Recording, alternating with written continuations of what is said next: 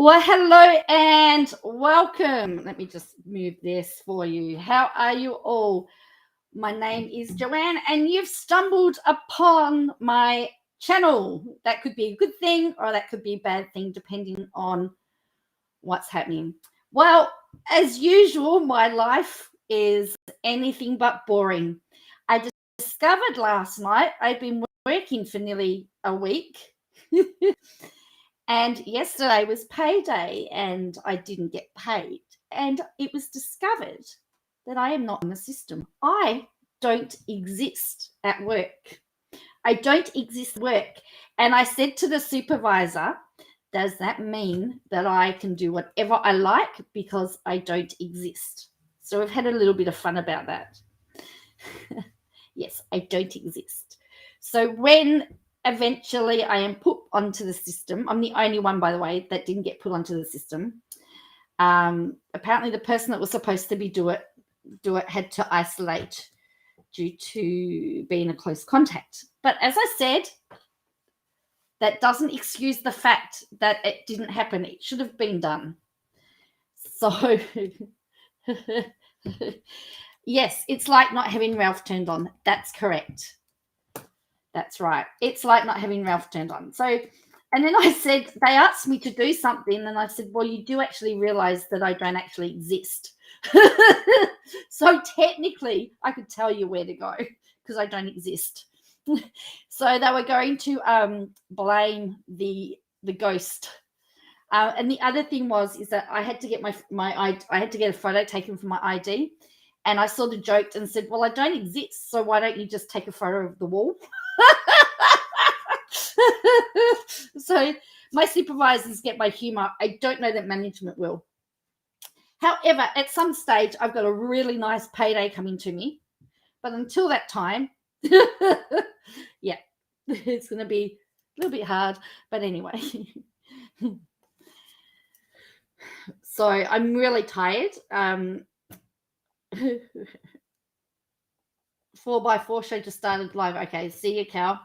So yeah, so that's what's been happening. So tonight I want to look at the Victorian opposition leader has come out again and said that he doesn't want Tim Smith in the Liberal Party next election. So we've got so they're having a spat. Looks like this is going to be a big all-out brawl. So get the popcorn ready. Cleo Smith, some more information about her. The WA Premier met her today and her family. They've released some of the audio and the footage from that.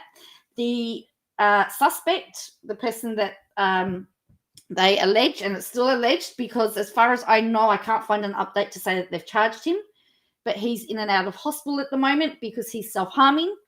So they're trying to get him stable so that they can at least charge him. Alan Jones won't be on Sky News anymore, which is good. And finally, to round up the night, we want to look at the directions hearing between Bruz and Jordan Shanks, which happens at 9:30 tomorrow.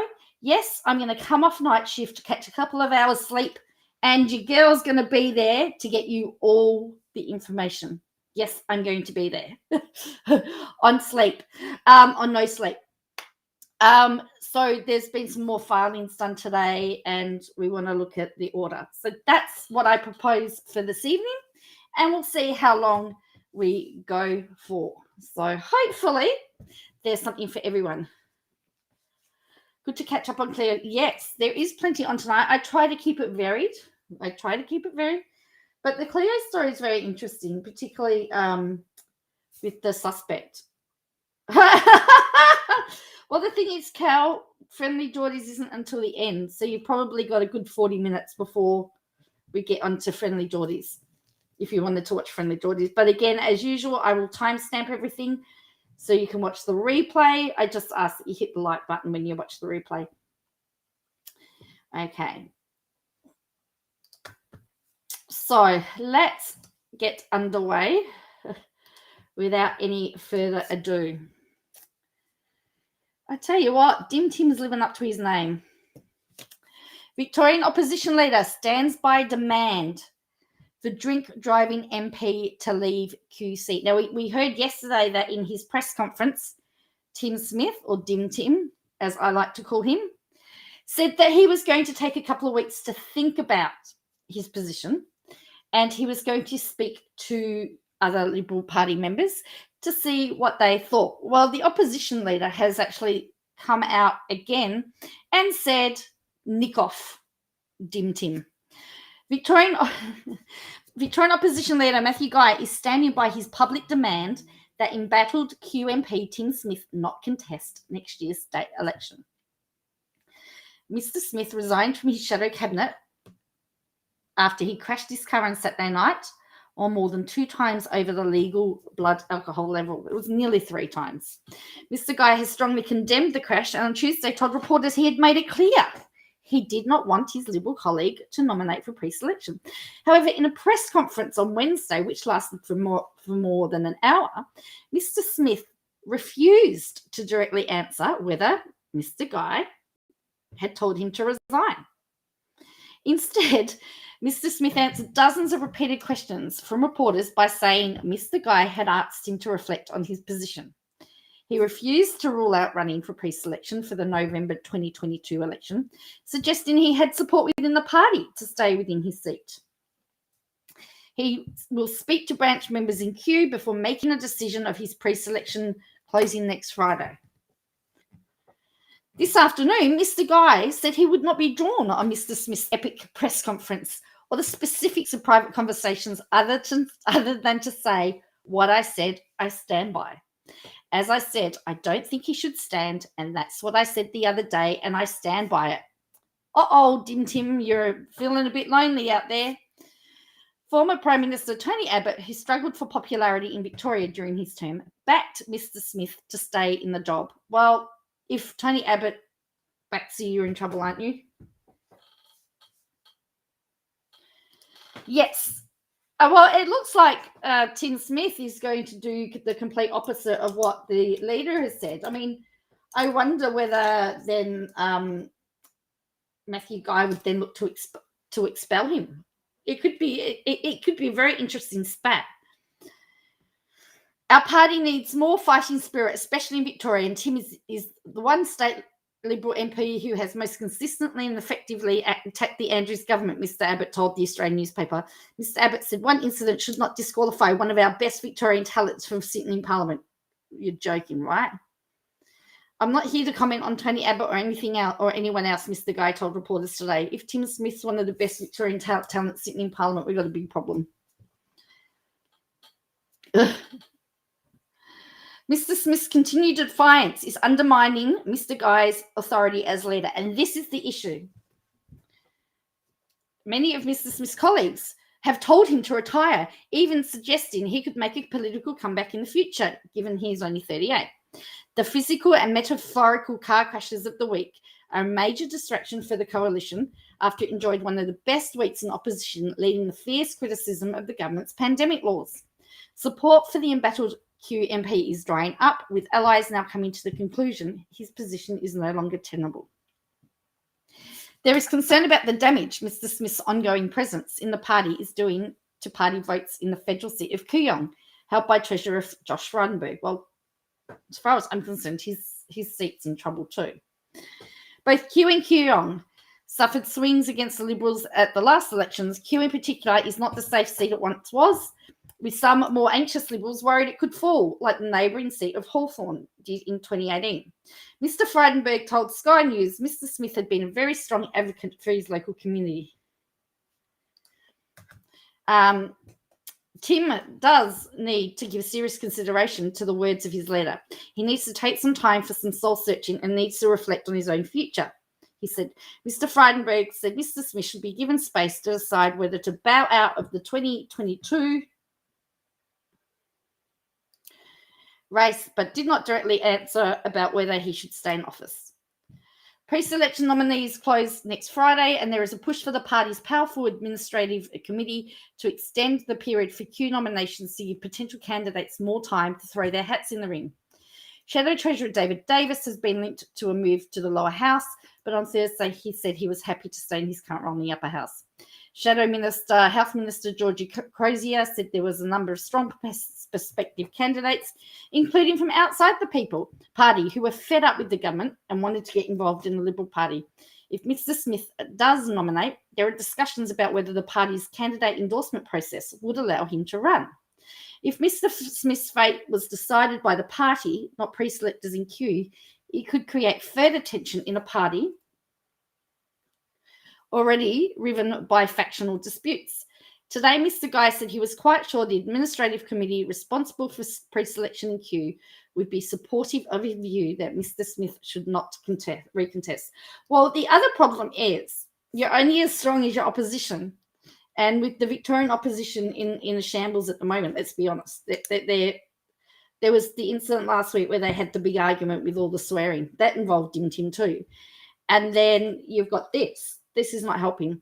On Saturday, the admin committee is meeting to choose a new MP to replace Edward O'Donoghue in the upper house. Mr. Guy is dealing with the behaviour of veteran MP Bernie Finn over social media posts comparing Daniel Andrews to the Nazis. Mr. Guy said all candidates were subject to candidate vetting to ascertain if they were conducting themselves in the proper way. So the Victorian Liberal Party or the Victorian Coalition have got lots of issues at the moment within its ranks. So it's very, very interesting. And could guarantee the Andrews government another term by their own behaviour. They'd have no one else. They'd have no one else to blame but themselves. So, you know. So, what are your thoughts? Should Tim Smith listen to the leader, to his leader? Should he stay defiant, or should he go?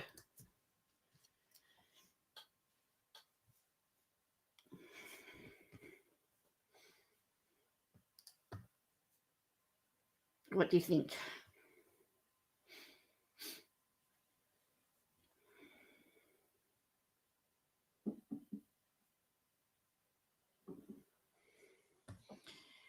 Bye-bye to Dim Tim? I think so.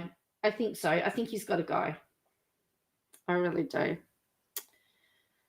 That's my opinion. It is a hard one, isn't it, Plan to Create? It is a hard one. So,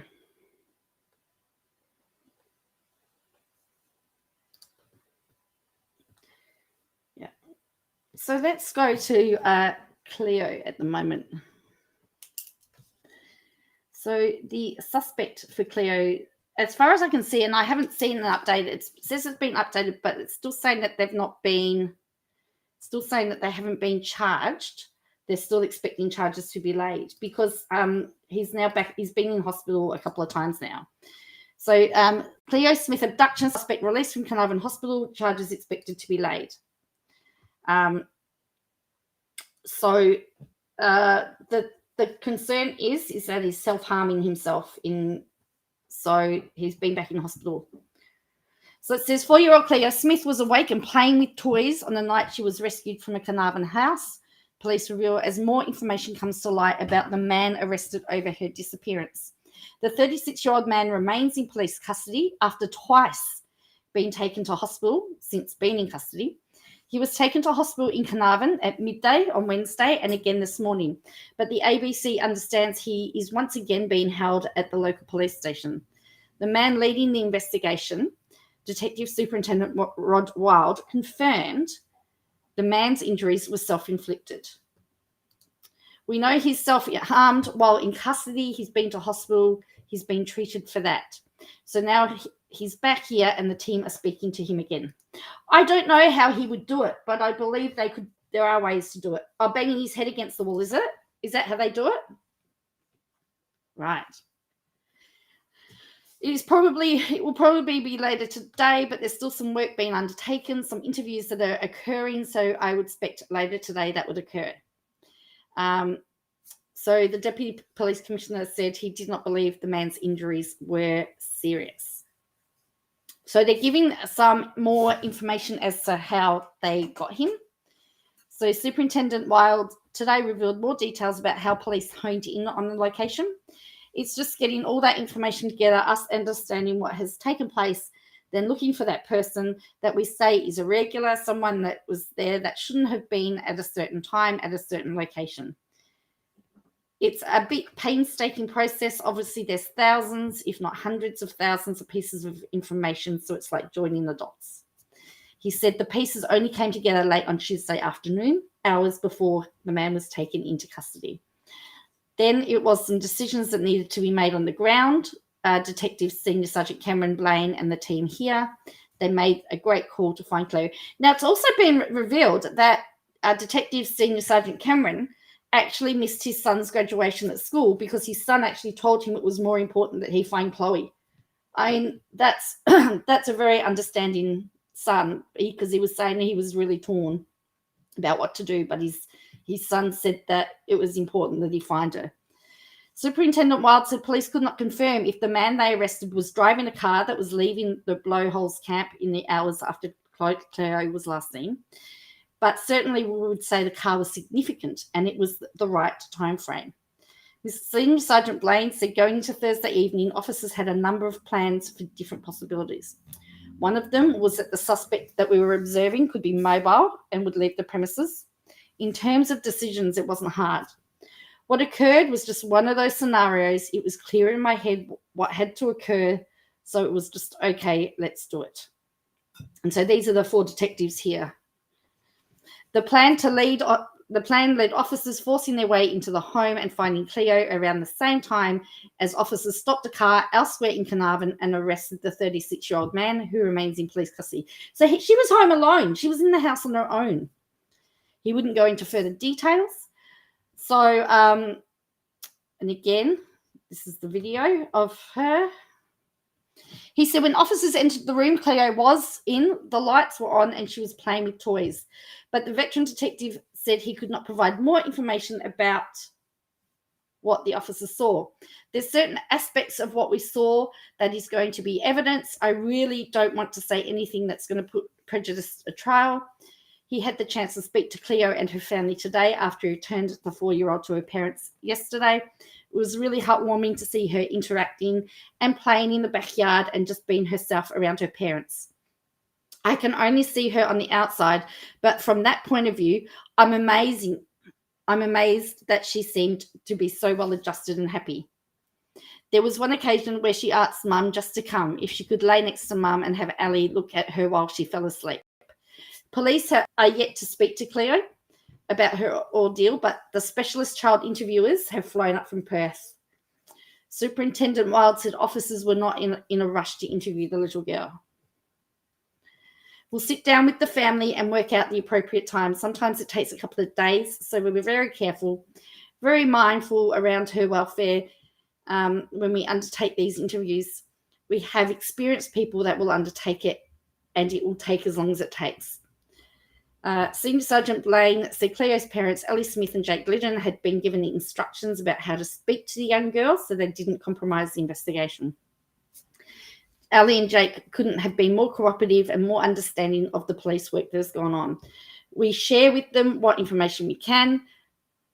They know what they need to know, and we're just really glad they've been cooperative. Commissioner Blanche said the standard procedure for police to wait until the man in custody was well enough to be interviewed. It's taken a bit of time, he told Nine Radio. Police have been very clear. Police have a very clear role under law to make sure if we are going to interview anybody, they must be of sound mind, they must be healthy, they must be fed, and they must have had sufficient rest. So we've got to make all the right accommodations for this person so we can make the right decisions going forward today. He reiterated, hello, the Fox. He reiterated that taking him to hospital was precautionary and part of the custodial process. Police yesterday said there was no family connection to Cleo.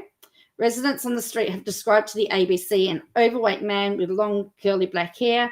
He was just normal. He would say hello and ask for a smoke, one resident said. Another resident reported seeing the man coming and going and saying he always looked like he was in a rush. So there you go. So as far as I'm aware, the charges haven't been laid, but with WA being 3 hours behind Melbourne, they could be laid at any time. So the other thing is that the Premier went to Carnarvon. So Mark McGowan meets delightful Cleo Smith and her family in Carnarvon. So let's have a look at this video. That's not how that, no. Let's have a look. I met Ellie and Jake. I met little Cleo and I met little Isla, and their friends and family. So it was a very nice experience. They're a very humble family, very well-adjusted considering. Cleo was a delightful little girl who was playing in the backyard and gave her the two teddies, which we named. And it was a lovely experience to meet her. She was, I felt, very well-adjusted considering. And the family were very appreciative of everything that had been done for them. So they're quite decent, fundamentally decent, honest human beings. And so they're really lovely people, and it was great to meet them and acknowledge what they've been through. Obviously, there'll be a way to go from here, but they're certainly on the right pathway. So there you go. That's what Premier Mark McGowan, Western Australian Premier Mark McGowan said. So he described her as being upright, upbeat, and well-adjusted. She was a delightful little girl who was playing in the backyard. Mr. McGowan, who arrived on the coastal town bearing 2 teddy bears, one for Cleo and the other for baby sister Isla, spent time with the family at the Carnarvon house. So there she is. They're very nice people. They weren't difficult at all. Cleo had done a bit of sleeping and a bit of eating and lots of lying around and cuddling, just connecting as parents with their little daughters. The Premier joked that the teddies dressed in police uniforms should be called Rod and Cameron, after Detective Superintendent Rod Wild and Detective Senior Sergeant Cameron Blaine, who have played key roles in the investigation into Cleo's disappearance. I haven't the fox. No, I've still got to do that. But I noticed that, who was it? Someone got in trouble for, took down a post about talking about a similar topic, what you're talking about yesterday. Premier said that Cleo was unimpressed with the suggestions. She didn't seem to like it, didn't think it was appropriate. So I'm not sure those names will stick. So I think that's the house. The house where she was discovered was less than 3 kilometres from the family home. And Mr. McGowan met the officers who worked on the case and received a briefing on the investigation. There were so many threads being brought together that resulted in the ultimate outcome using the most modern and innovative technology, but also the most intuitive police work. The thing that most struck me in undertaking one of these inquiries was how many leads you have, how many people investigate, how many different people could have been involved. Nailing it down to one person and one house was quite extraordinary. I'd like to thank them for all their work. So there you go. Some Indigenous children, sure, to cook. Or First Nations children.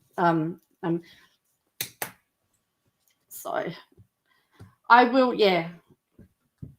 I had my exam today. Well, actually, I turned up for my exam and I said, oh, they've named him.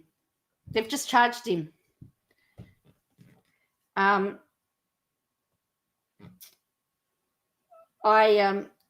said, look, I've had a really bad few weeks. I've had a very bad few weeks.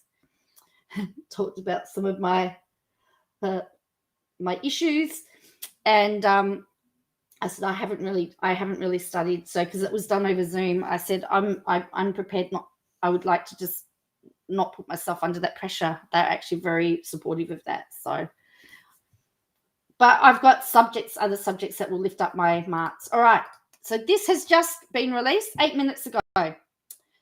So they've charged him. So the police have charged the Western Australian man over the abduction of 4-year-old Cleo Smith. He did not apply for bail, was not required to enter a plea when he faced Carnarvon Magistrates Court this afternoon. Now, you can see on the screen that they've named him. I'm not naming him. I'm just going to refer to him as he. You're more than welcome to find the name. I just don't see the point of naming him when they've covered his photo. But it is here it is in the article. So he acknowledged, he took a while to acknowledge his name and expressed anger with the media presence as he was flanked by 2 police officers. He nodded to indicate he understood the charges, which included 1 count of forcibly taking a child under 16, commonly referred to as child stealing. The accused appeared overweight, was barefoot, wore his black curly hair out, and did not show much emotion other than appearing agitated with the presence of 2 ABC journalists. At one point, he looked over at the journalists and swore, saying, "Why are they here?" He was remanded in custody until December 6th. He's been in custody for the past 2 days, but he was not at the house. He was actually arrested in a nearby street. There were 4 detectives in court today, including Detective Senior Sergeant Cameron Blaine, the officer who found Cleo in his house. He spoke briefly outside the court. He told reporters it was good to have the accused appear before a magistrate. It's obviously a combination of lots of hard work, and that's what we've been here for. So yeah, it's fantastic.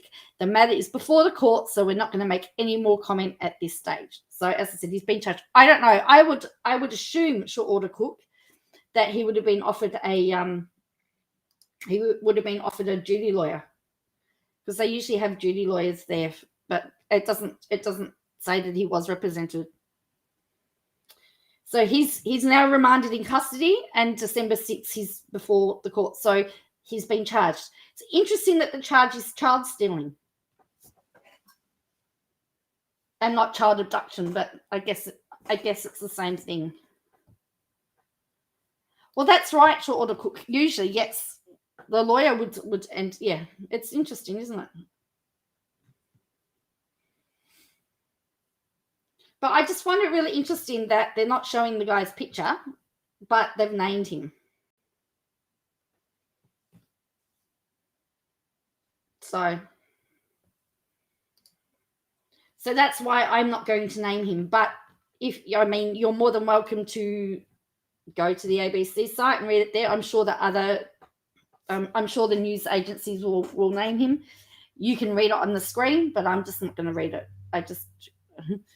But anyway, he's been charged, and I think that's good news that the process has started, that they've been able to actually charge him. So but they named the wrong person, didn't they? Well, that's right. I mean, we know what the court of public opinion's like, and regardless of what he's done, he is still entitled to a fair hearing. So I just don't see what the point of blasting his name all over the place is. You know. So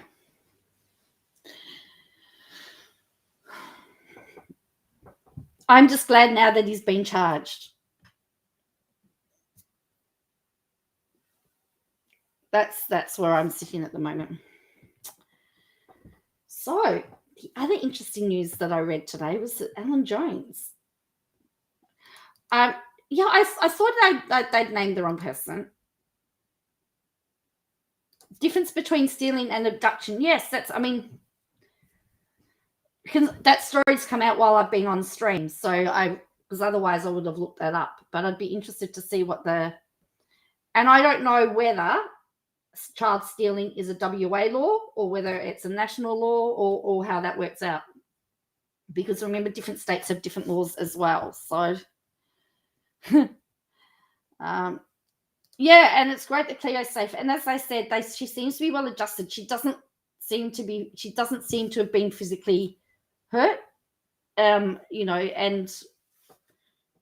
we don't know emotionally what's going on, but it looks like that he treated her. It looks like on the face of it, he treated her well because she had toys to play with. So on the face of it, but we just don't know what the long-term effects are going to be. So, Mr. Jones is not having his contract renewed by Sky News. Alan Jones leaves Sky News after being dumped from prime time program.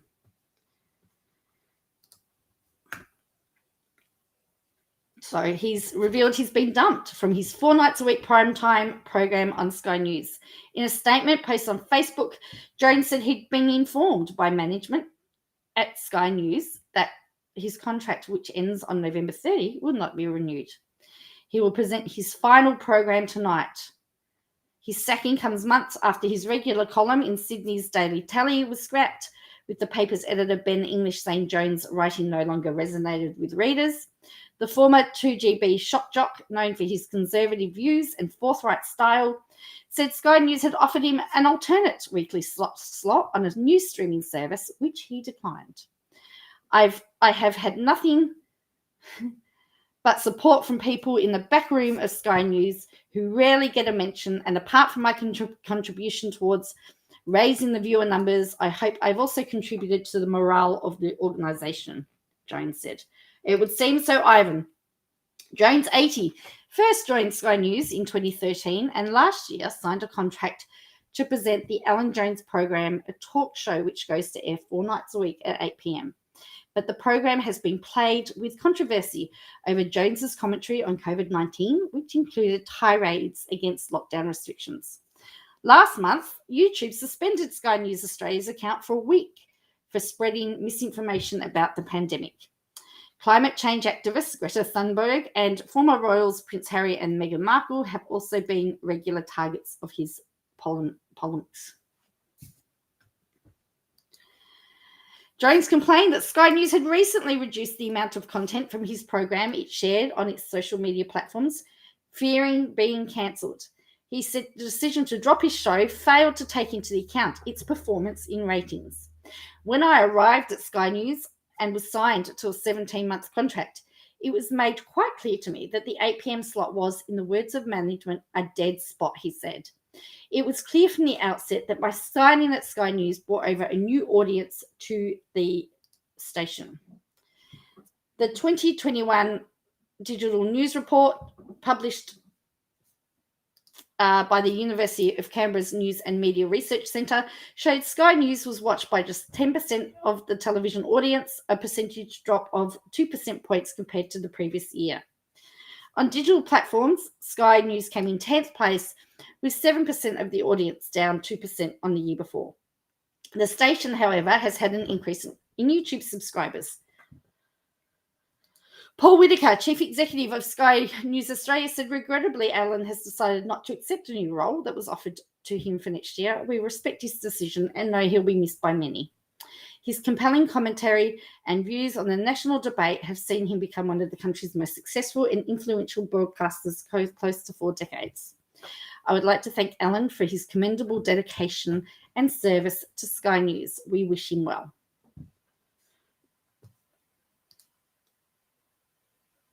Um, 6 weeks ago, it was announced the outspoken broadcaster Piers Morgan had been signed up to present a new show to be syndicated on News Corp's network, including Sky News Australia. Jones was best known for his breakfast radio show on 2GB.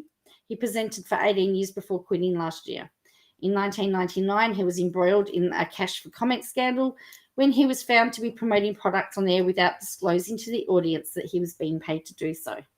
The issue resurfaced earlier this year when Jones was judged by the Australian Communications and Media Authority to have breached disclosure rules on 6 occasions in 2019 while campaigning in favour of a development application by Sydney Star Casino without revealing that the radio station was being paid. The decision by Sky News not to receive his contract leaves Jones without a media platform for the first time in almost 4 decades. You know, he could actually just do his own YouTube show, you know.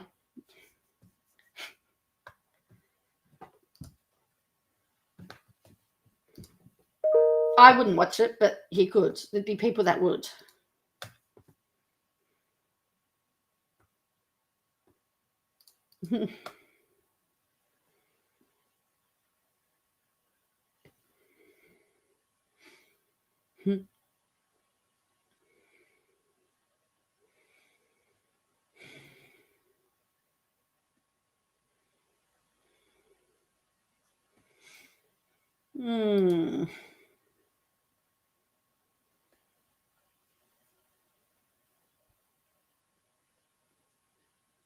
So before we go into friendly audience, I just want to share this one. This one is a really good. This is a really feel good story. So this is actually a really heartwarming story, and it just goes to show that there are some really nice people here. So, well, and that way he's only going to abide by YouTube's rules. So it says, Secret Santa pays off scores of Christmas laybys for struggling families at a Victorian toy shop. A pair of anonymous donors have brought joy to Bendigo families after paying off 82 laybys at a local toy shop. Store manager Scott Mills said the donation was from a quiet and regular couple who did not want the dollar amount revealed. In their younger years, they struggled to pay bills and always said if they got into a point in their life where they were financially secure. They wanted to pay it back. With all the bad news after COVID, they decided they wanted to do some good. They're really good, honest, hardworking people. Mr. Mills said he was moved by some of the stories from customers. One family had $10 left in the bank, and it was the child's birthday next week, and they couldn't afford to buy anything, and they didn't know what to do. When we called the father, he was in tears, and someone else has now donated a dinner voucher for him. Athena Laurie said she was floored when she found out presents for her 11th-month-old daughter and her sons 3 and 16 had been paid off. Was it the same people I wanted to plan to create? When the woman called from Toy World, I thought I'd missed the fortnightly payment, Miss Laurie said. But she told me we have some good news, and a secret Santa popped in. There was lots of pardon. Really? I was holding back tears and trying to concentrate on driving at the same time. Long Gully mother said she had to pay $20 a fortnight until Christmas for the dolls and a makeup kit she was going to give her 4-year-old daughter, Ava. I started crying. It's just lovely what they've done. I'm so grateful. When I put it on lay-by, I didn't have that much money and there was a sale on, so I thought if I do it now, I can pay it off for my daughter.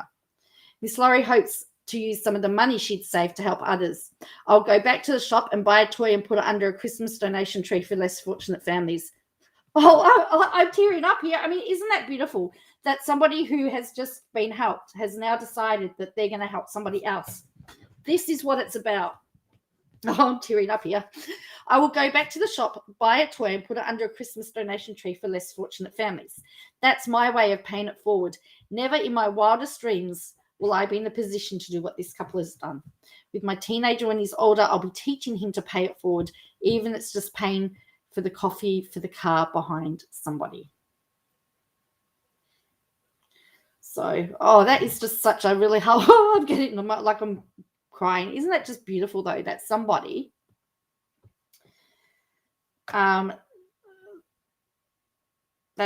has actually paid it forward to them, and then one of the beneficiaries of it is going to now pay it forward again. How much better though would our country be if we actually paid it forward? If we actually thought about other people. I actually have just once on occasions paid for the meal for somebody. I've had it done to me. And so then I've paid it forward, or I've paid for the coffee. I said, look, pay for the coffee for the person next to me. Not only does it give you a good feeling, it gives them a good feeling. And, but gee, what an amazing world we would be if we paid it forward and thought about somebody else. That's my challenge to everybody over the next week, to find an opportunity to pay it forward, even if it's just a coffee. That's my challenge. We'll call it the Pay It Forward Challenge.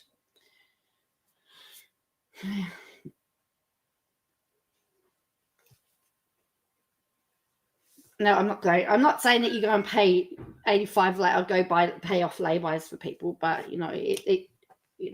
a coffee is a good start. I know that some coffee shops also have the pay it forward coffee where you can actually pay it forward and you can actually buy an extra coffee for somebody. So that's always good.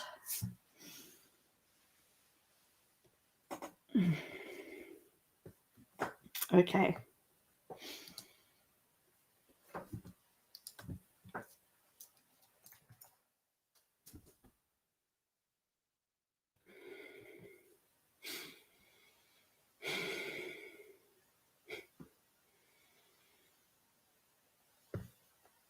Oh, you're already ahead. Already cool. You can't say much more. That's okay, the fox. Cool. But I mean, imagine if politicians paid it forward. Oh dear.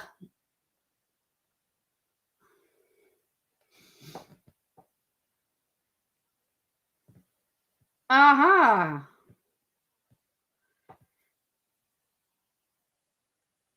Oh, it's a common law offence, child stealing. Okay. Wow. I saw some of it.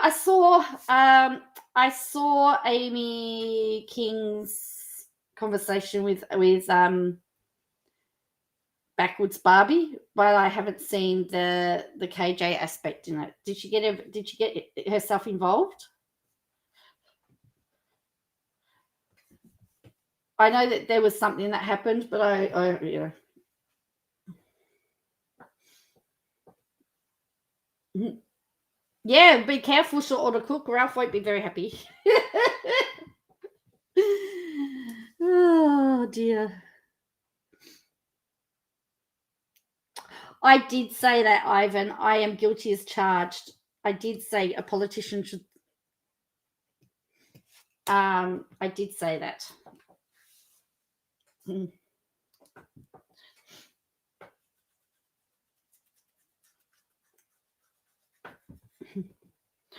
Well, I think Dim Tim should at least pay it forward.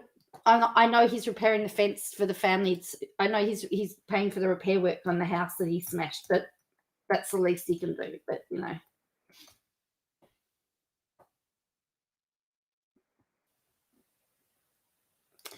Yeah, it was interesting that she implied. I did see that Amy implied that that she was nice to her, but they weren't buddies.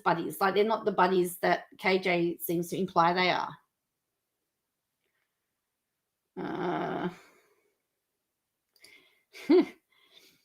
KJ was saying Amy was referring to backwards Barbie, because Barbie hates KJ, but Amy said it wasn't about her and she doesn't know KJ very well at all.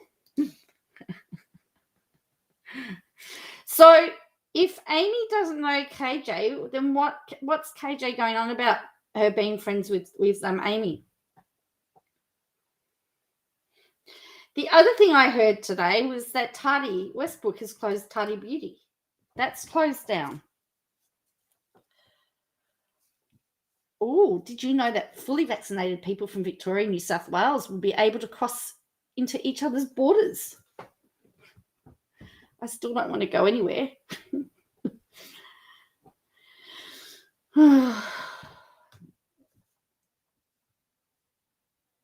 That's really, that's really KJ lying. I know. Imagine KJ. You know what the really sad thing is, though? Tardy's had to close Tardy Beauty, and KJ's still got a channel.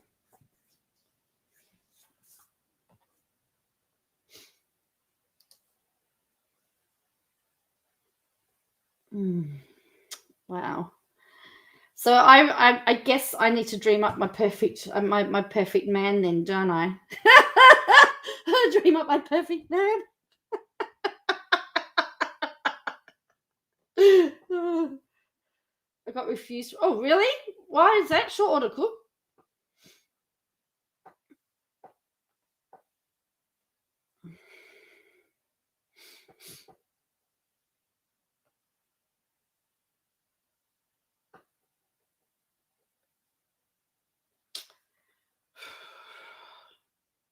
Churches have got a bit of a dilemma at the moment with the vaccinated and unvaccinated people, because particularly those that look after the vulnerable, you know, that provide support to those that need it. Oh, no certificate. Wow, short order cook. Because there are people, for example, on the streets that aren't vaccinated because they've slipped through for whatever reason. And you know, if they want to go to the church, technically you can't go if you're unvaccinated or vaccinated. It was very, very interesting that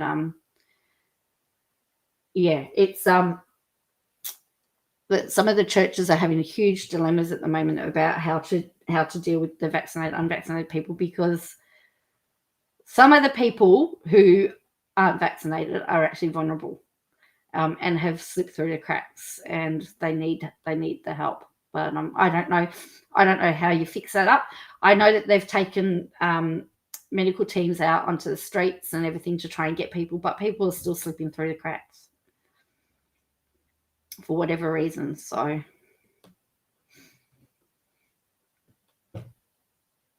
you bought the sewing machine at the post office instead. Well, some people can't get their certificates on their MyGov thing because Medicare. Yeah, anyway.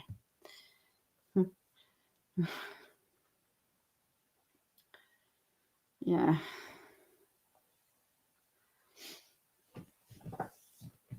All right. I guess we all want to get to what we're here for, hey? And it's not KJ, right? Tomorrow is the case management hearing. We're going to find out. This is going to be interesting. So, as I said, I'm going to take one for the team. If I don't stream tomorrow night, it will be because I'm sleeping, because this is at 9:30 in the morning and I finish work at 5 in the morning. So I have applied to the court to be there.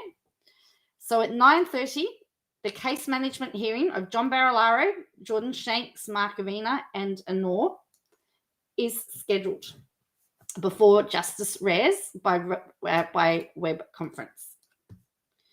So, yes, I am going to be there, and I will make sure that I get a report and I take notes and everything for you.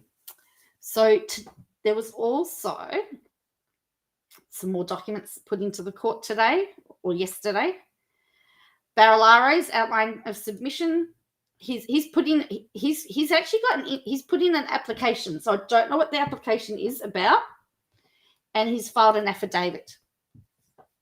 So we would be speculating to know what the application would be. We'd be speculating to see what the affidavit's about, and we'd be speculating about the submissions. However, it's due. I guess we will find out. And then on the 17th of November, there's more subpoenas to be returned. And then that is the case until March 21, unless Bruz's application is to dismiss it. He might have put, but then why would you go? I don't understand why you go all this way and then drop it.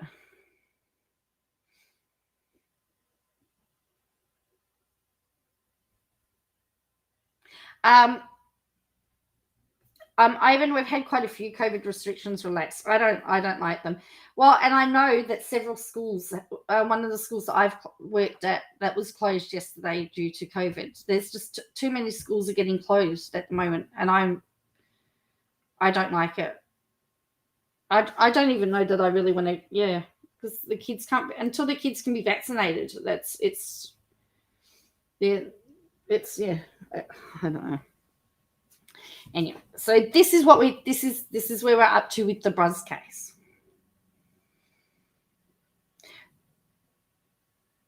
And then from the 21st of March until April Fool's Day, it's in session.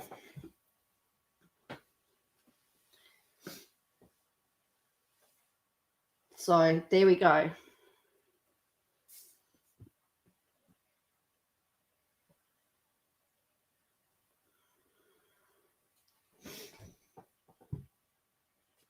Yeah.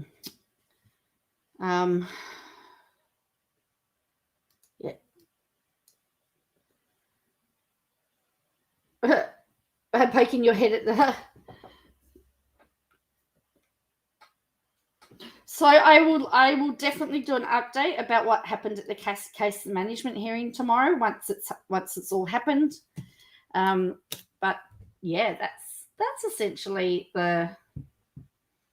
what's going on. It'll be interesting to see. Well, I guess we may also find out what part was mediated as well, because it does say on the listings that there was a partial mediation, but I don't know what that mediation was.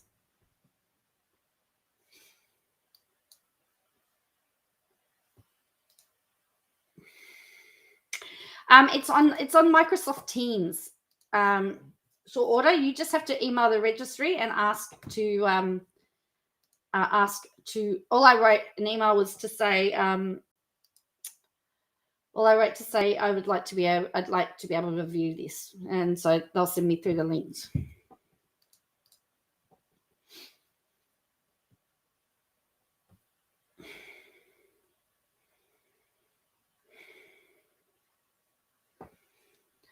So was it on Amy King's? Let's have a look at Amy King's Twitter and see whether we can look at this KJ stuff, because that's got me interested. Oh, we just finished, Bruz.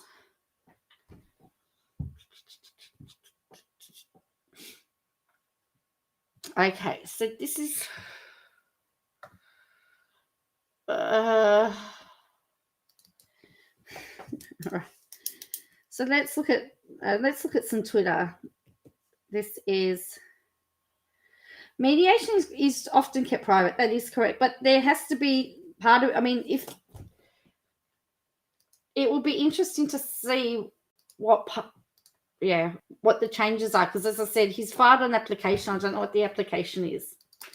So this was what Amy King wrote. Just want to apologize to Redneck Barbie. I had the opportunity with talking to her over the phone and clearing up a misunderstanding. She was kind, and we even talked about the importance of mental health. I wished you nothing but the best. She said, yeah, that video you made mocking her was a straight Katie Joy Paulson move. You're better than that. Watch your circle. Don't be like that. Backwards Bible says, it's okay. I used to be known as Redneck Barbie, so she doesn't know. I know Amy doesn't mean any harm. I'm not offended. It's all good. Thank you so much. And then she wrote, thank you, Amy. I appreciate you and your kindness. I realize now you had no idea that KJ was referring to me, and you had no idea she has a defamation campaign going. I appreciate you so much for having a grown-up woman convo with me so we could clear things up. Honestly, I couldn't have had that on my conscience. I'm not going to bash you or Katie or anyone. I can only speak for myself and my actions. So thankful we were able to talk. So then everyone's talking about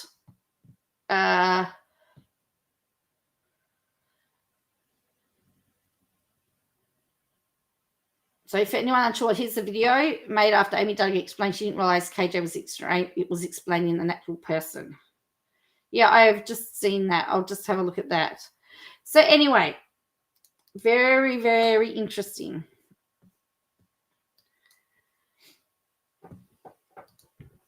Okay, DM. All right, I'm having a look now, Will.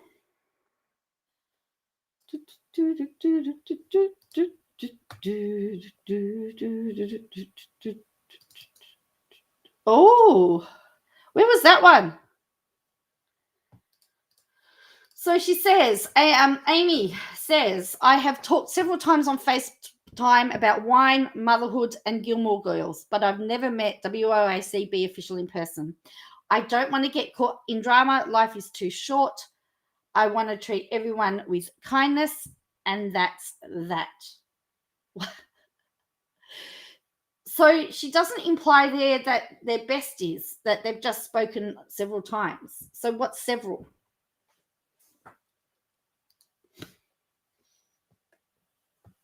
It's in that thread? Okay. So does that mean that Amy has just denounced KJ as, like, she's just denounced KJ's besties?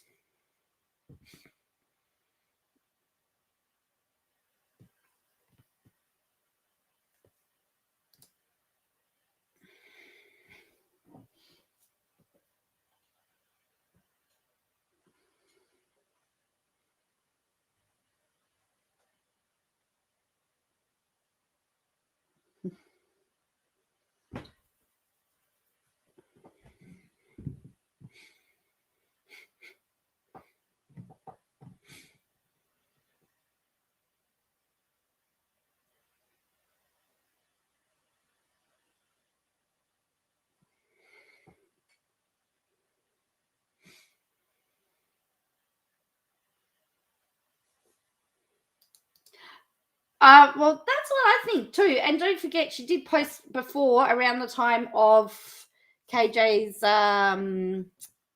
other after her thing where she talked about she was invited by Amy to go to the trial. She said lie, lie, lie. Look, everything's weird. It's weird, even the KJ and the Lindsay thing. That's even weird because I'd like to find out I'd love to find out the extent of that friendship.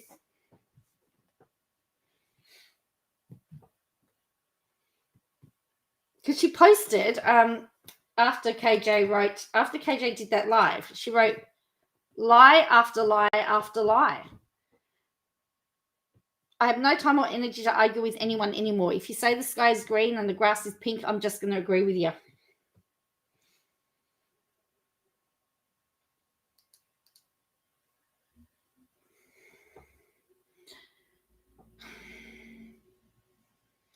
In no way was I trying to bully or target one person on my video on Instagram. I'm sorry it came across that way. That's not the kind of person I strive to be.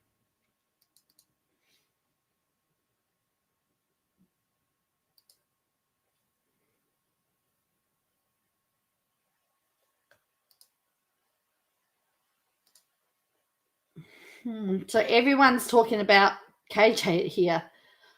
I hope that you've opened your eyes regarding KJ.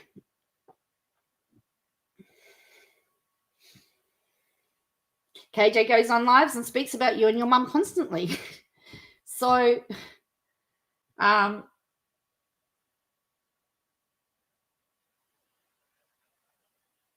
very interesting though, because yeah, lots of people are calling her out for even, you've aligned yourself with Katie Joy. That's all I need to know.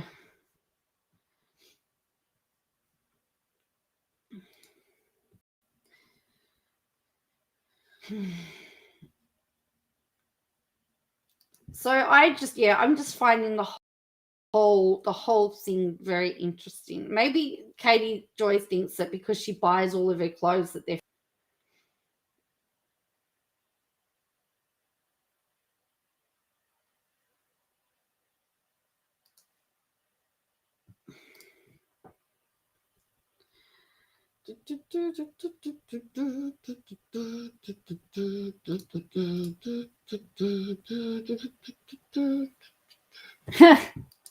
So anyway, there's lots of people are calling her out. But the interesting thing was there was no live there was not a live from Katie, was there today?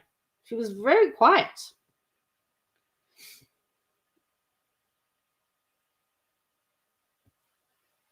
Was it? Oh, let me have a look. I've just found that thread. So here we go. So this is Pork Chop. It says, apparently, Amy Duggar doesn't even know Katie Joy. That's odd. I have hours worth of video that says she does. Here is a sample. I was like, what is he doing? So talk to Katie. Hey. Thank you. It's got your her rosé, right? It's actually like it's sweet red, but I love it. It's really good. I'm doing a merlot. A merlot. Okay, so then it says, I asked Amy King why she would align herself with KJ and mocks a sudden accent and reply, I don't even know Katie. I don't even know Katie, so you kind of have that wrong. It said that I can't express myself. I don't really even know Katie, so you kind of have all of that wrong. Not according to Katie, your best friends. Wowzers.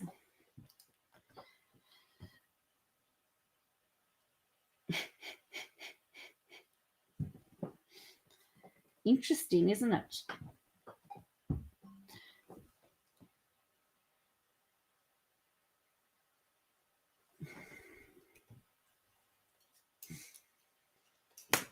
I know. I was going to look up Bobby because he did a couple of videos. Well, I could say I'm best friends with all of you. I've never met you.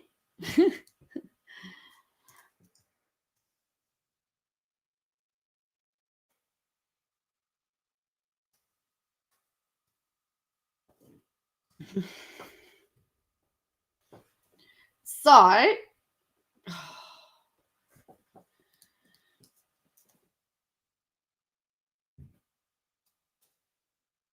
Amy needs to watch KJ's content. I think so. I don't know that what she realizes what's been said.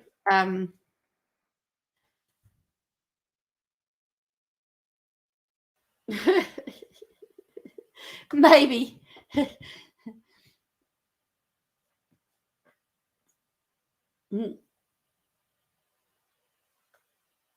Yeah, well, it's interesting because IBAC hasn't got a lot. I haven't seen a lot happening with IBAC actually. I've been trying to keep my eye on it, but it's actually been very, very quiet. So, and don't forget we are a cult, remember. Oh, all right. Bobby the cat. So thank you, Bobby. He's done a full recap of the fall. So, oh, she wearing a bit. Did she wear that pilgrim shirt? She really wearing that pilgrim? No way. Did she really wear it on stream? I once had the brilliant idea to leap from a bookcase, and as a result, I was trapped in a curtain exactly like this one. It was... I was trapped in a curtain.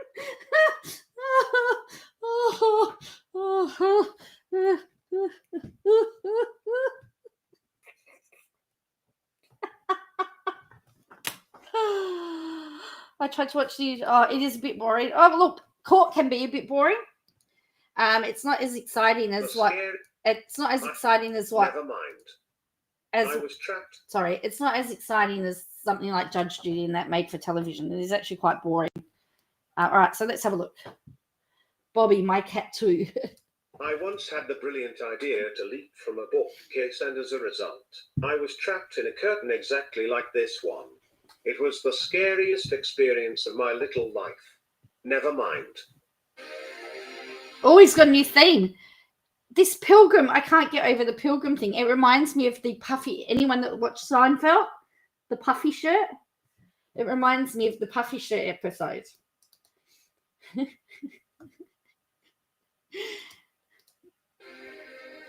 Bobby's gone up market. Hi, I am a robot cat. I know. I have not created a Katie Joy video in more than 24 hours. Oh dear. See, you know what I get to order cook. You know exactly what I'm talking about, the puffy shirt, right? It reminds me of that. And if you look at the face in the video, she looks like she's been made to wear it.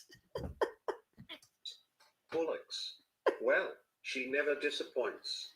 Our madam of mediocre existence has no shortage of controversy, blatant lies, and terrible wardrobe choices. First up, Amy W. King had posted a parody video to her Instagram story some days ago. In the video, she mocked locals in her area who judge her for being related to the family. In her usual form, Catherine Joy took go Instagram to spin the situation as if the video was about you create a backwards Barbie. That liked the puffy shirt. I didn't think the puffy shirt was that bad, to be honest, but yeah, it was funny. Catherine insinuated that Amy was mocking her, as she herself. People are to her simply because she's related to the Duggars. How did she do this? Oh, thank you. We're literally being related to the Duggars. You know what I find interesting? So the person that she was impersonating, she's like a YouTuber, and she hates me. So this creator, by the way, who I don't know, I think. Why would she insert herself into that? Why would she do this? By the way, who I don't know, I think she used to message me and tried to get my attention, and I maybe ignored her or something. And she makes videos about the Duggars, but she only started covering the Duggars because she was mad at me. Well, Amy made a statement on Twitter denouncing Catherine's story and apologizing to Barbie. Here is what she had to say. Just wanted to apologize publicly to Redneck Barbie. I had the opportunity with talking to her over the phone and clearing up a misunderstanding. She was kind, and we even talked about the importance of mental health. I wish you nothing but the best. In no way was I trying to bully or target one person on my video on Instagram. And I'm sorry it came across that way. That's not the kind of person I am or strive to become. She also finally responded to many requests for her to verify she is close friends with Catherine Joy. Here is what she had to say. I have talked several times on FaceTime about wine, motherhood and Gilmore Girls. But I have never met WOACB official in person. I don't want to get caught in drama. Life is too short. I want to treat everyone with kindness. And that's that. Wow. I do wonder how Catherine will react to this. Yes, that is the $60 million question. How will the reaction be?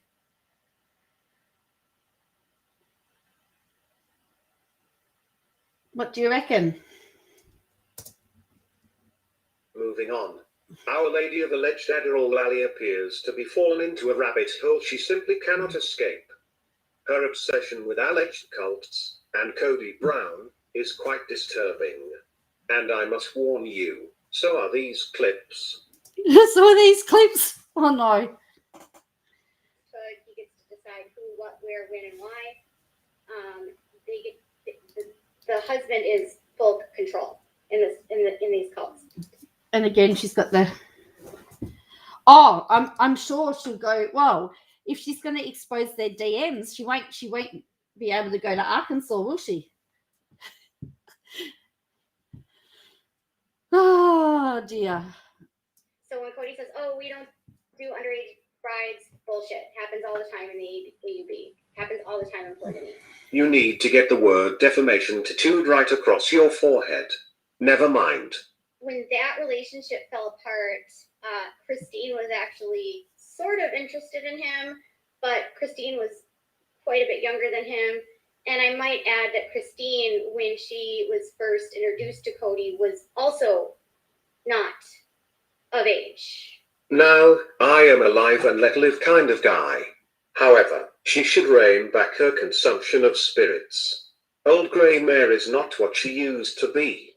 And the wives don't get along when they're breeding because they all. What the fuck did you just say?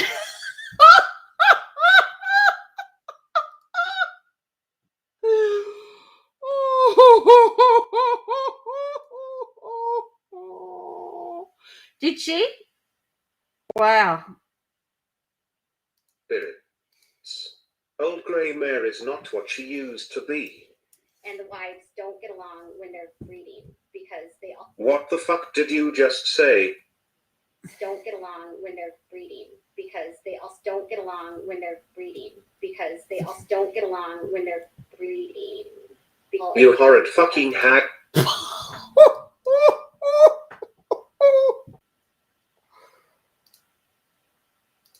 And there was 3 women all having children at the same time, and they were all competing for his affection.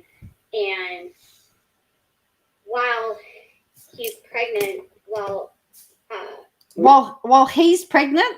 Oh, we mentioned that last night. While he's pregnant. And while he's pregnant, Wow.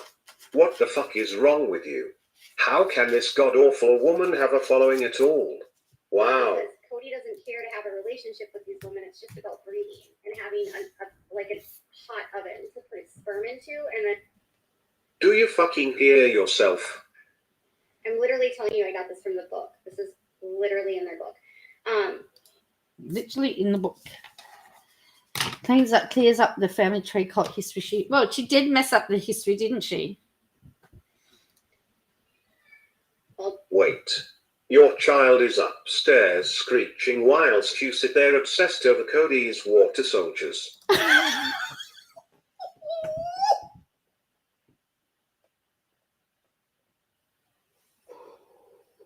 Oh.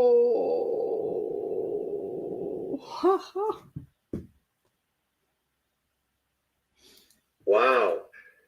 I'm literally telling you, I got this from the book. This is literally in their book. Hold on.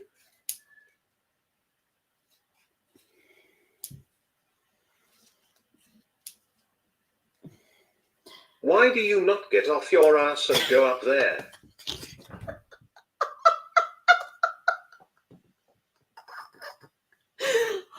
Oh, dear me. Oh. Hold on a second, you guys. Oh bloody hell. Get off the fucking internet. Instead of getting off discussing Cody's sex Debbie's life. mad about a book right now.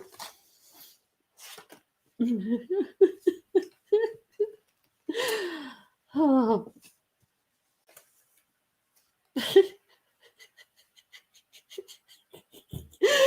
Bobby he's not pulling any punches. Bobby's gone in for the kill. Actually, I don't want to meet Bobby when Bobby's in a bad mood, hey? I don't know why she didn't get off the live and go and sort out her son.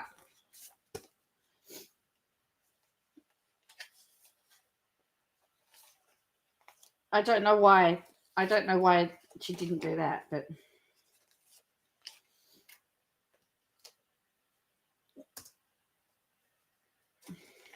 Okay. The book is called Becoming Sister Wives, and it's on Kindle. Most of these done. But all this stuff I'm telling you right now that's from the book. Oh yes. Business as usual. Discussing humans breeding is far more important. Wait. Todd wasn't already up there? Wow. And finally, had anyone else noticed Catherine is quite a bit more on mess than before? Let us have a look. No, it's Tuesday, November 2nd, and it's a great day of freedom. but what on earth is that she's wearing?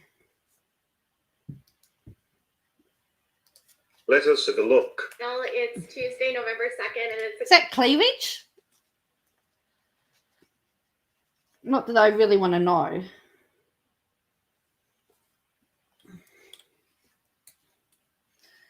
But is that really the look that you want to be showing?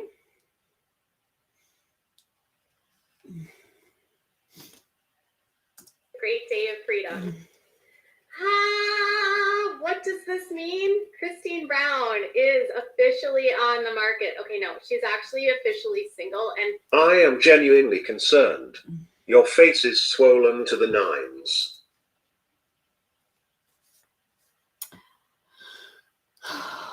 Well, she should be able to get. Well, where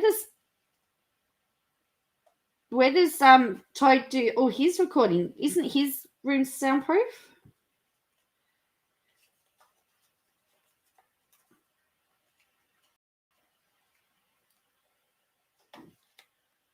Doesn't he record in his room? Where did your upper lip go, Catherine? What have you done? and he also then has his trial starting on November 30th. By now, we know that Josh will not be taking a plea deal, and we also know that he and his attorneys are getting ready for all things trial. Catherine, you're sweating like a set of balls in rubber trousers. Oh dear.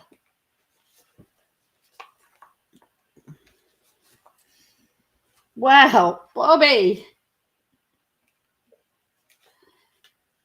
I don't ever want to appear on one of Bobby's videos.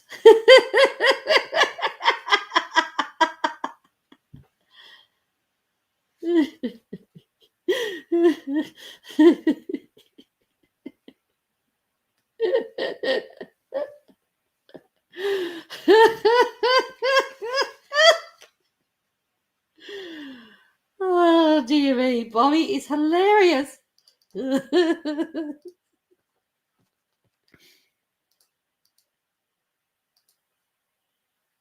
will not be taking a plea deal, and we also know that he and his attorneys are getting ready for all things trial. Catherine, you're sweating like a set of balls in rubber trousers. Wow. Were you stunned? No, that cannot be. You never go outdoors. We know 50 minutes and 50:02. Cal? is the timestamp for the Bruz stuff. As I said, I will be coming home from work, getting a couple of hours sleep, and I'll be online to watch it, and then I'll do a video afterwards. Who can it be now? Who can it be now? Who is that knocking on KJ's door? Sweating like a set of balls in rubber trousers. Wow. Were you stunned? No.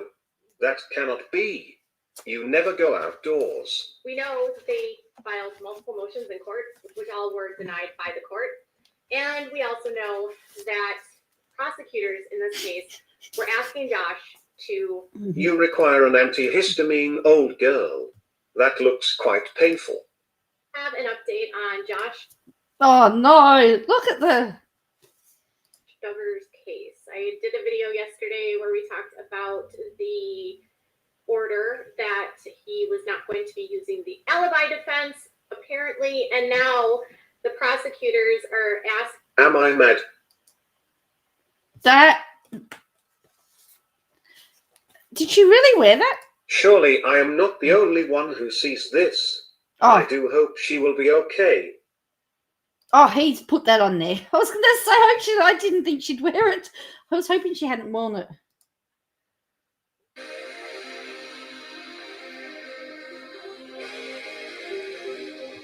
So there you go. KJ, hey? Wow. Check out Jennifer S. on YouTube and her plight with the Tasmanian police. Okay.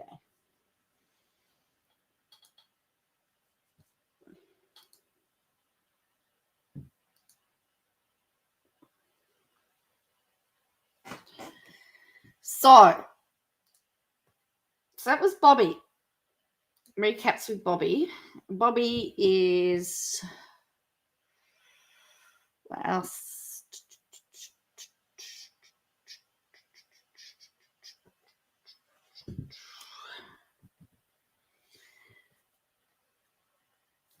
Was there... Did you say she had to post something on Instagram? Did she? Correct what she'd said.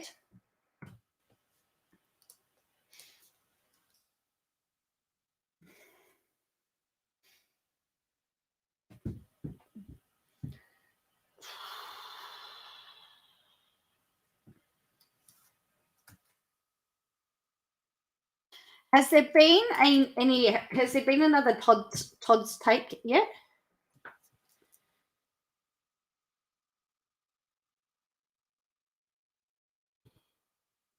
Oh, look.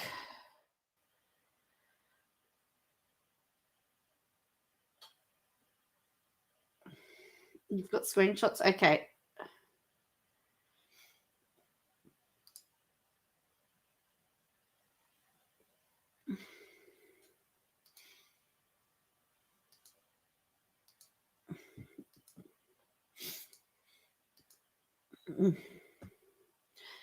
Where was that? Is that the polygamy one?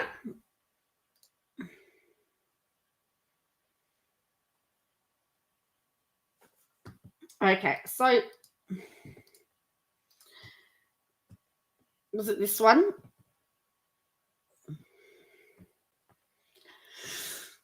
I took exception to the point where she said they were groomed.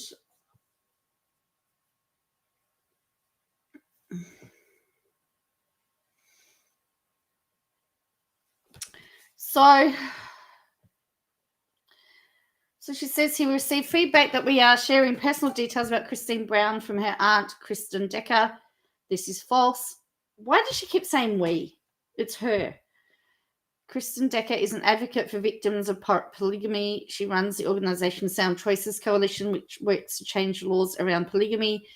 Kristen is the daughter of Owen Allred, the former leader of the Apostolic United Brethren. This is the fundamentalist cult the Brown family is in. Kristen is also sisters with Christine's mum, Annie. Kristen has been tirelessly working for years to help women leave their abusive marriages, despite what the Browns want you to believe. polyamorous wives are property of the husband and the cult. They have no rights. Kristen has lobbied for changes in laws, worked with lawmakers in Utah. She authored a book, 50 Years in Polygamy. Kristen shared her experience of leaving the cult and what it means for Christine. She highlighted the challenges that thousands of women face daily in this cult. We did not release personal details about Christine. We shared the truth about what happens when women leave their husbands. Christine's departure from Cody is already spreading fast in the cult, and former members are thrilled she's left them. It's not an easy choice for anyone. I'm grateful for Kristen's tireless efforts to educate me about polygamy, this cult, and the harms it does to its members. She's been helpful. She's been helping me report on the cult by answering questions and by providing relevant information along the way.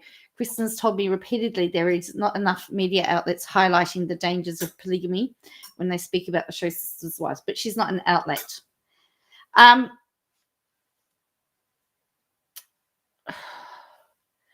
interesting thing is, there's that show, that polygamy show, and the other one, where they're trying to add another person into their polygamy family. And there's a couple of people on there, I've seen little snippets, where they said they're not religious. So how does she get around that? Because there are people who are in polygamy relationships, polyamorous, or whatever, however you pronounce it, relationships that aren't religious. So how is that? How do you explain that? Is what I want to know. That's what I want to know.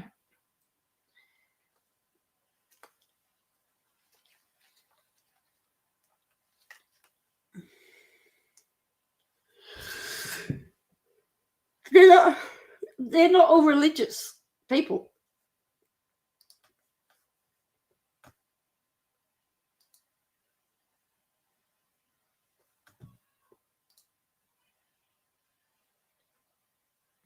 And the other thing is I'm just gonna throw feelings. I'm just gonna do big speculation. She may have gone to Utah, and I mean, she can't explain our love cult. Well, that's right. But I'm wondering whether it's just a temporary separation. I mean, Christine may decide to go back to Cody. What does she do then? You know, sometimes people need to have space from each other. It can be healthy sometimes to have some space and some time to, you know, work out what your priorities are in a relationship.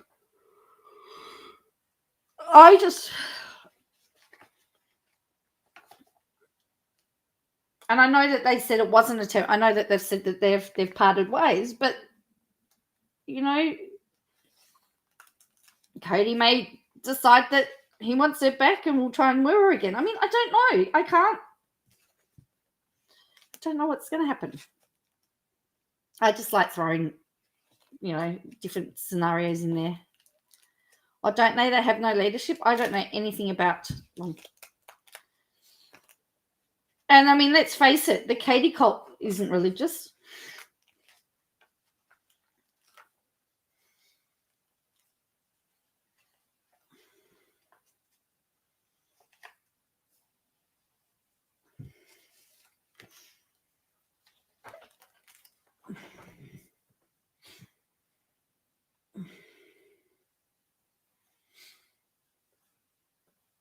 Yeah.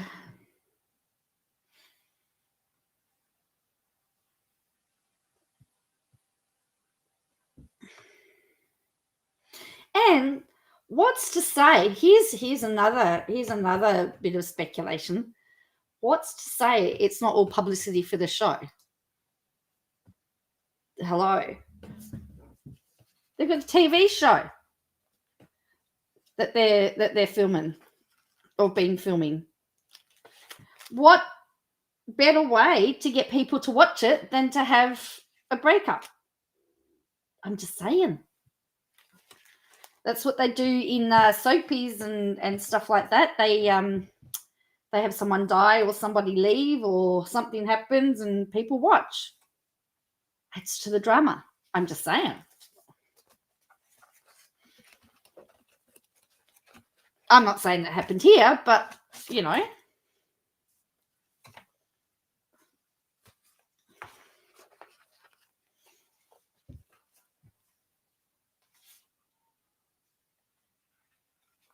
I'm just throwing it out there. I got no idea.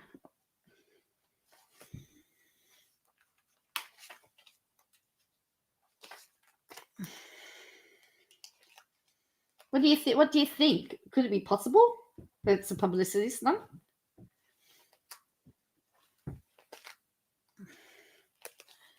What better way to get people to watch the show? Because everyone's going to be interested now to see how it's all going to play out.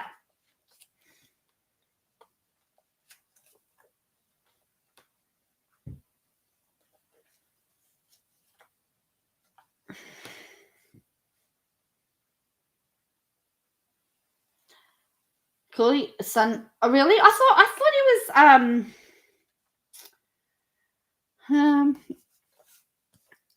I jumping the shark. Yeah. Cody Brown job.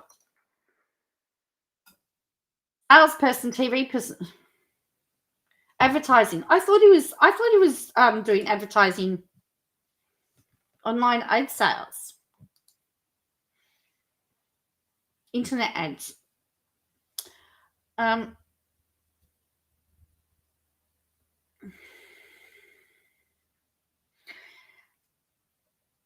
So in the apparently in the pilot episode, he said he worked in internet ad sales field, but he's an entrepreneur.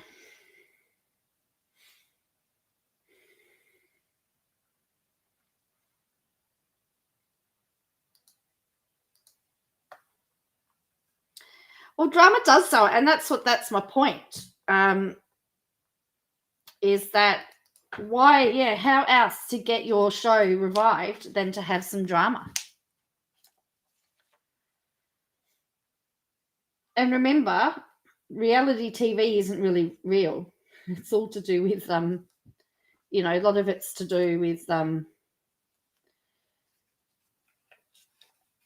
situations that they've been put into. So what's to say that this isn't TLC's way of getting more views? I'm just saying.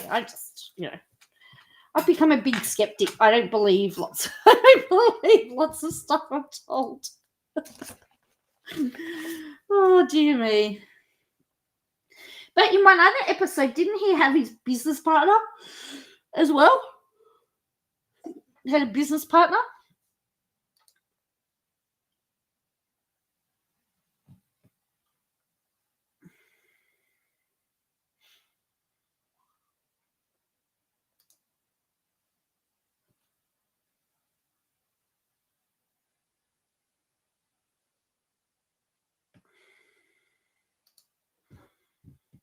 Online sales industry is what I'm finding when I'm Googling it. Yeah, I don't know what it is for, how you get gun salesmen.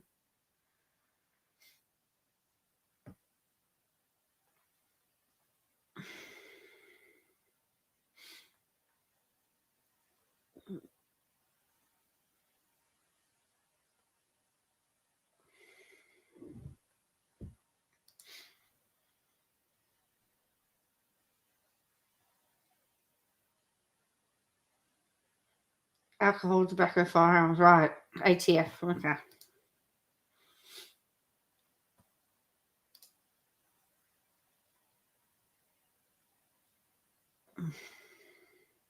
Because if you remember rightly, Sister Wives over the last couple of seasons have focused around babies being born to try and keep the grandchildren being born to try and keep the ratings up. So, so my whole point is that why wouldn't you have a breakup to try and keep the ratings up? And I mean, it might be real, but it might be real, but it's just a very convenient. Like, why have it why does it happen now when the show's, the new series is about to come out or something? So that's what I want to know. Just find the timing a little bit suspicious, that's all.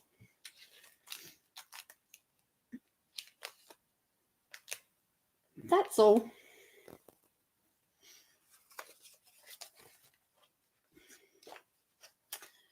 So I'm going to have to go shortly myself and, get ready for my last day of work for the week. Yeah, as always gone on. It's been tougher and tougher and tougher. I flagged about 3 o'clock yesterday or this morning. So I'll go. As I said, I'm not officially on the computer. I don't officially exist at work at the moment. So I go see what mischief I can get up to.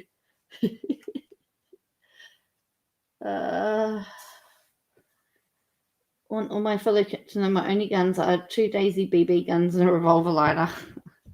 I've only got water guns and a Nerf gun. They're my guns. Nerf gun.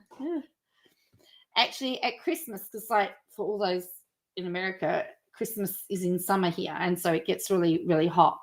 And Christmas Day, I gave everybody a water pistol for a water gun for Christmas. So we had this great big water fight. Yeah. Great big water fight after lunch. It was great.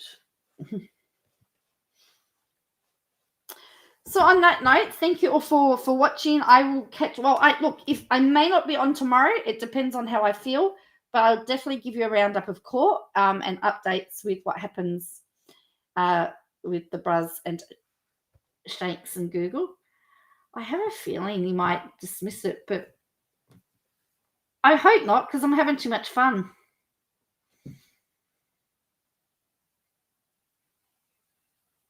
I've been having too much fun covering it, so I'd have to find something else to cover. Oh, Bruz, because he's not technically a public figure anymore, eh?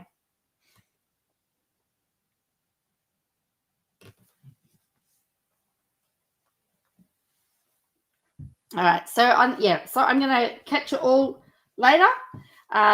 Make sure you hit the like button on your way out. Have a good day, night, whatever. And, have some fun and take care, and I'll catch you again next time. Bye for now.